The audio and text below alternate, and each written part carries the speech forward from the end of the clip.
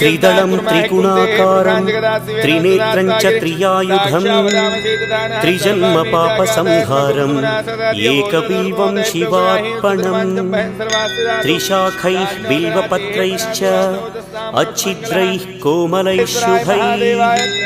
तव पूजां करिष्यामि एकबिल्वं शिवार्पणम् कोटिकन्या महादानं तिलपर्वतकोटयः काञ्चनं शैलदानेन एकबिल्वं शिवार्पणम् काशीक्षेत्रनिवासं च कालभैरवदर्शनम् प्रयागे माधवं दृष्ट्वा एकबिल्वं शिवार्पणम् इन्दुवारे व्रतं स्थित्वा निराहारो महेश्वर नक्तं भविष्यामि देवेश एकबिल्वं